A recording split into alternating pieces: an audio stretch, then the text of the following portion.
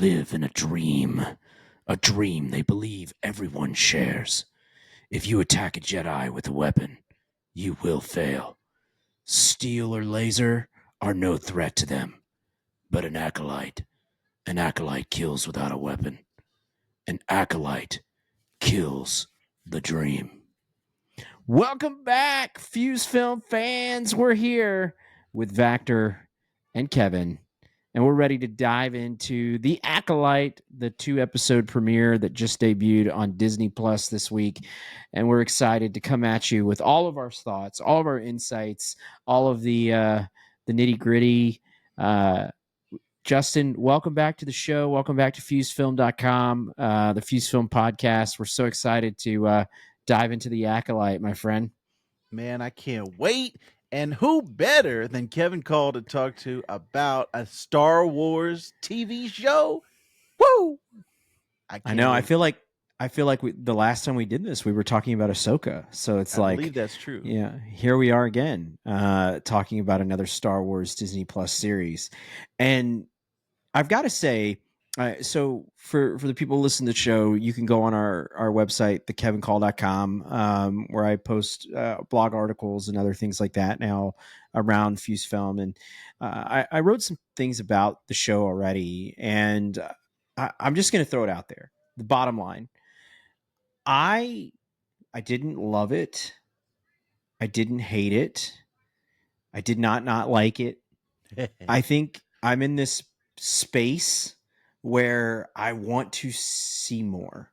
But yes. I will say, I think there's a lot of improvements made from what we saw with Ahsoka, from what we saw with Mandalorian Season 3, what we saw from other Star Wars streaming content. I would even say even the prequel, not the prequel, the sequel series, some of those things. And so I'll start there. I mean, what's your bottom line? What was your immediate reaction when you saw it? I had a similar reaction to you of this is good. It's not amazing. I still think Andor is the top as far as Yeah. Disney Star Wars stuff. But Yep. I really feel like this is what Ahsoka should have been. The feeling that I'm getting out of this show, out of these first 2 episodes, is what I wanted out of Ahsoka. The action, a little bit of comedy, a little bit of humor, just feels like the drama feels right. And overall, I was very pleased with the first 2 episodes. Want to see where it's going from here, but it was like, oh yeah, this is a solid direction to go for Star Wars.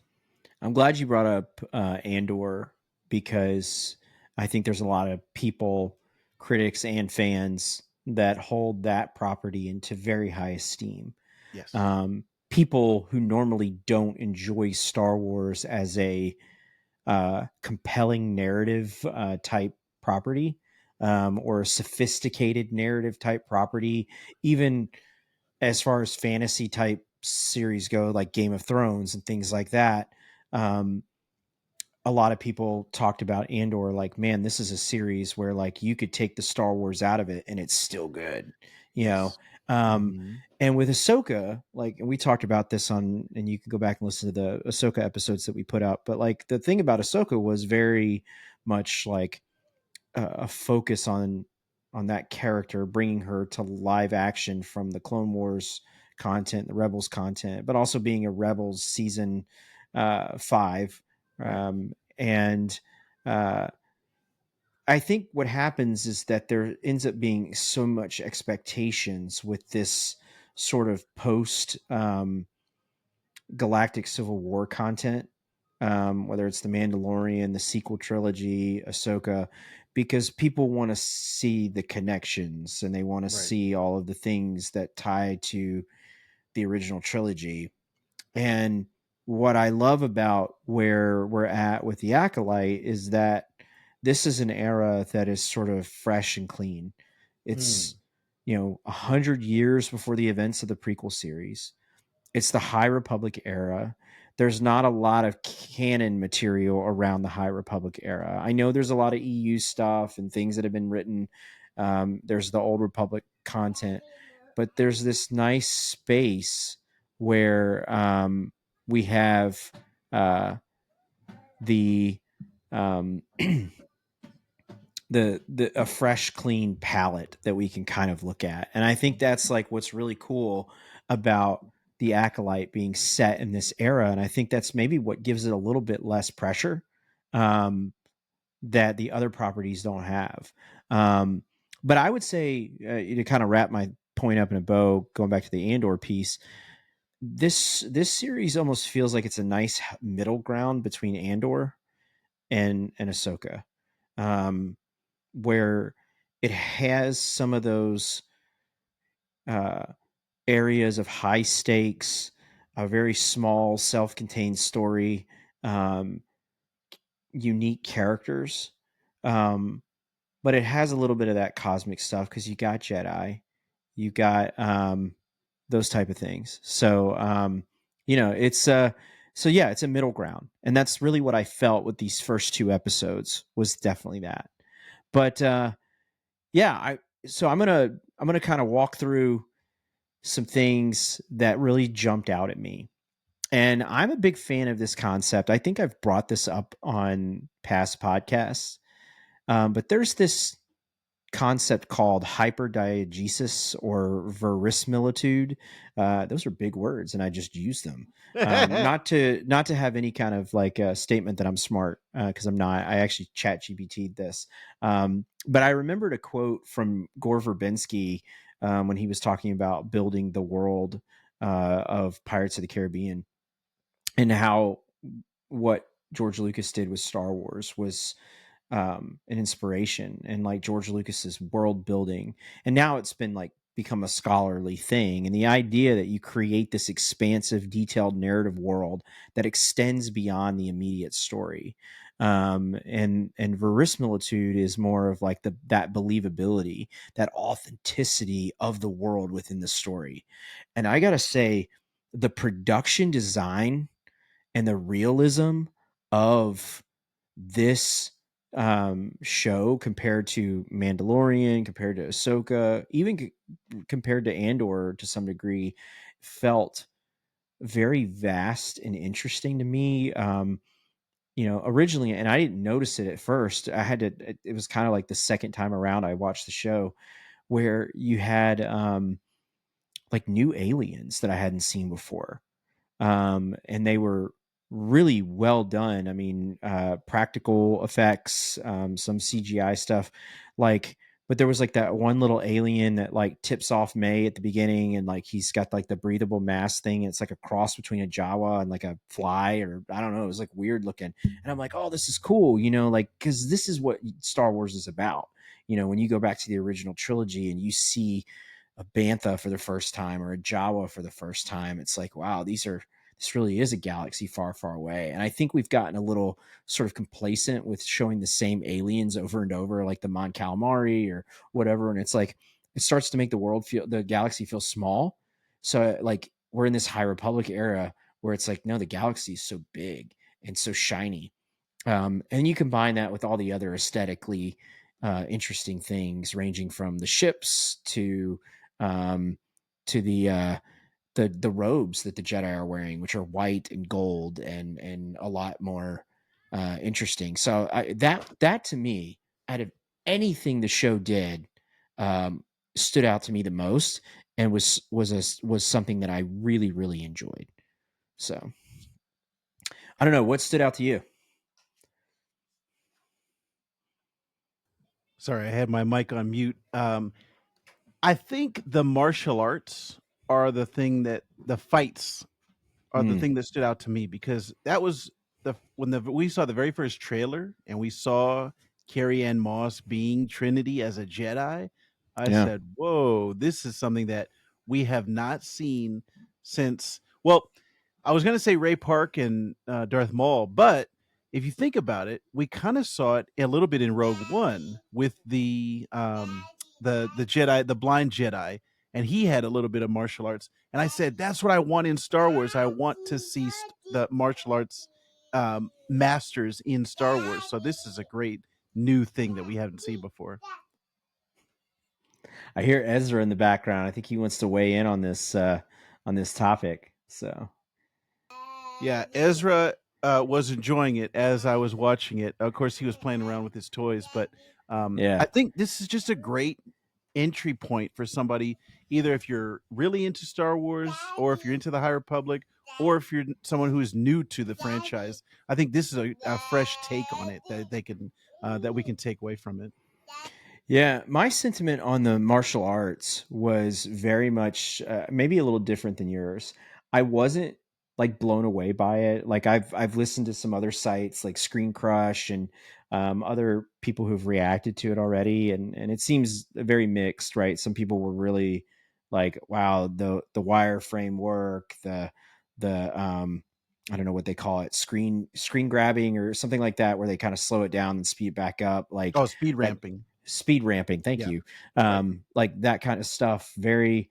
I mean, I like seeing that in Star Wars. It's different. It's like watching Star Wars Visions or any of the other like animated content where you get to see different artistic viewpoints of the galaxy far, far away.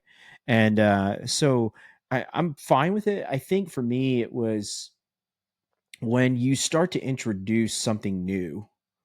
Um, you are do you run the risk of changing the rules that have been already pre-established?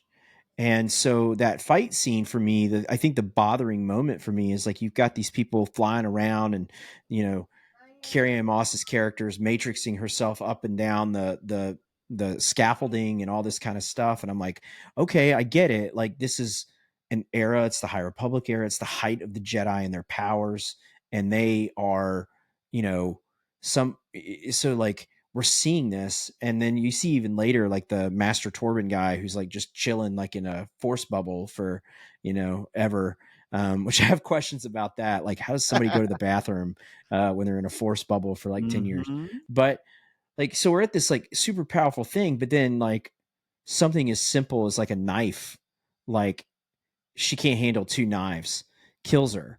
And I'm just like, that seems like you introduce these rules and then for the sake of storytelling, you sort of move away from them to do something different. And another example of this is Star Wars is kind of known for this, right? Like if you think about the Phantom Menace, right at the beginning of the Phantom Menace movie, Obi-Wan and Qui-Gon Jinn, use like some kind of crazy force speed to like run away from the droid Decaz. That would have been like super helpful at the end of the Phantom Menace when like Obi-Wan's running after Darth Maul and but it's like force speed didn't exist when it was like the most convenient thing. So that's my only concern is like how this I think it's called Shanvu is the technical term for this like Star Wars martial arts. I that's my only thing about it was you're introducing some interesting rules with force fu. I call it force fu, but I think the actual technical name is called I'm actually looking this up. I wrote about it on my website the other day.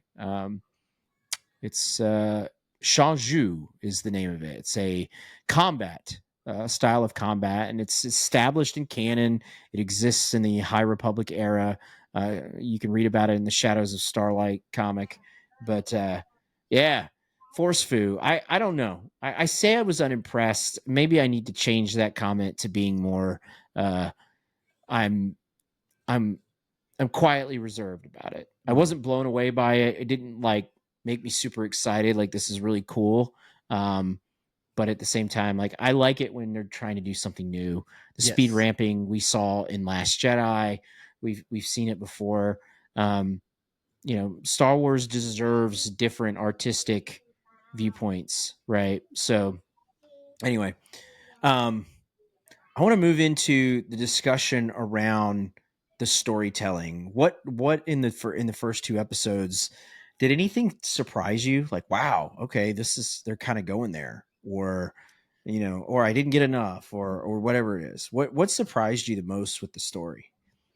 I think just that we haven't got a huge mystery before in Star Wars. A ton of stuff is been kind of straightforward. we know about Sidious, we know about the Emperor, that he's in the background. Like we're in on it as the Jedi are not. They're trying to catch up. This one, it's more the audience also doesn't know the mystery, and we're trying to figure Mm-hmm. out not necessarily who was the murderer, because we got that revealed early in this show, but who is this other mystery Sith, and then why is he trying to, what is he, his whole thing of, okay, you can't kill with a weapon, what's that all about? Which that's actually very similar to a Darth Vader comic book, where right after episode 3, Palpatine had Vader go out and try to Mm-hmm. assassinate a Jedi, and he was doing that, the Baresh vow, and he had to take his lightsaber without a weapon, and then turn that crystal into his own lightsaber. So there is a similarity between those two. That might be what they're going for. I don't know at this point after 2 episodes. But to me, I think the most surprising thing was just the mystery of it and trying to catch up to where they're at. Like, oh, what's going to happen next? I don't know where specifically the mystery is going, and that feels also fresh. That we don't feel like we know, we're 10 steps ahead of the characters and what's going to happen after this one, after these couple episodes. Nobody knows. The first 4 were sent out for screeners, but after that, it's whatever everyone's guess, anyone's guess at that point. So I think just the mystery element of it is what's was surprising to me. Yeah, my take is, the storytelling is interesting. I, on one hand, really liked it. I didn't have an issue with a lot, but at the same time, I was like, there was some illogical things and some stuff that they did for like narrative choices and whatnot. I'll get into some descriptive things, but like, um, I think what I had a hard time going back to just like the Trinity, we call her Trinity, right, from the Matrix. Carrie Ann Moss's character, she's her actual Some name is Inara, Jedi Master Inara. Indara, yeah, a Indara, powerful sorry. Jedi Master who's her death is what kind of sets the tone for the show. But it's like I need to know why I need to care about her dying, and I haven't gotten there yet. And I think a lot of that's because, like, there's two things I can go down this path here. The first path is I guess I should care about her dying because it's like you rarely see Jedi get killed in a Star Wars property. I mean, we saw a lot of it in Revenge of the Sith and all that. Again, that was all part of the story. I'm not saying we haven't seen it, but what I'm saying is that you know it's something that is very that's clearly what the writers were going for. Hey, we're going to kill this person off in the opening scene. It's kind of like the reverse Save the Cat, right? Like the Save the Cat scene is where the hero Indiana Jones is standing there and he does something awesome, and it makes you like want to invest in that character. For this, or the opposite would be Thanos in the opening of like Infinity War, where he's like taking out the Hulk, right? The idea is to Right. establish like this guy means business, and so you've got. I think that's what they were kind of going for. Is like, hey, you've got an actress like Carrie Ann Moss playing this really cool Jedi, and she's going to get killed in the first 15 minutes of the show, and you're going to want to know why. So I guess there's part of me that's like, yeah, I do want to know why. That's the setup. But at the same time, I like need to know why I care about all these people that now care about her death. And I just haven't gotten there yet. Like, I don't know enough about Master Saul. I don't know enough about Jackie Lon. I don't know enough about OSHA. I don't know enough about any of these people to really care about why they care. Um, and that's bothering me. Like that's the one piece of the storytelling that's bothering me. And you combine that with like the concept of it's just so frustrating. I think it was in the second part where they're in a scene where OSHA goes one direction and the other group goes the another direction, and she ends up at the body of Master Torben, who's dead, and like, they find her, and it's like, oh my god, what'd you do? And then like the other dude with the Killmonger haircut like shows up, and he's like, oh no, she didn't do it. I was following her the whole thing. It's like didn't wasn't there some like force ability that you can kind of like sense like what's going on? And I would think that like some guy who's like in a force bubble, you'd kind of be drawn to that a little bit. So like those things, those kind of illogical things really bother me as choices that they made to sort of justify what they were trying to do, which was sell doubt in the Jedi team's mind that Osha and May could possibly be the same person, even though they're not. Right. So anyway, I it's think just for those are me, some. that was my wife asked me that also. She was like, first, in both scenes, in both Jedi scenes, she said, okay, when she's approaching Carrie Ann Moss, Jedi Trinity, why doesn't she know that she's a bad guy, right? Because she's a Jedi Master, and this girl's just walking into the bar, and she's not even paying attention until she goes up to her, fight me with all your strength, like do that. And she's like, why didn't she know? And in my mind, this is my own justification. I haven't read any official reports on this or anything. The way that I interpreted that was she's just not strong enough in the Force. She's not like a Darth Maul where, and even Darth Maul, like it wasn't like they sensed him on the planet when he arrived. It was only when he showed himself, when he pulled his lightsaber out, flipped over Qui-Gon. That's when they, oh, that now there's a Sith. We know he's trained in the Jedi arts and all this. And I think it's the same way with her, where she's just not strong enough yet in the Force. Or well, even Palpatine, like they didn't know Palpatine was there. So I think the sensing in the Force is not maybe what we interpret it as. I'm with you. I would have thought, yeah, they should know there's another Force user in this point. But I guess also in the High Republic timeline, there's so many Force users walking around. Like maybe they just, it's like Superman, like he doesn't listen to everybody, right? Like there's only certain people that he listens to. So that was kind of the way that I interpreted it. And then with the second scene in the Jedi Temple with Torben, it was he was just in such a trance until she kind of said, "Okay, I got your attention now. I know what you did," which we still don't know what that mystery is of those four Jedi. What did they do that was so bad that he's going to kill himself? He's going to commit the Japanese seppuku and commit suicide. That intrigues me. Like, there's something that the Jedi did and they hid it. Like, this is a mystery, and it seems like a conspiracy. Like that, all of that is intriguing to me, and I wonder one thing that my wife also brought up. She goes, how did she get in there twice? Like first May got in there the first time and she's hitting the invisible wall, and then she got out, then she gets back in there and gives him the poison. She's like, how did she get in there twice? And I was like, the Jedi are just kind of incompetent at this level.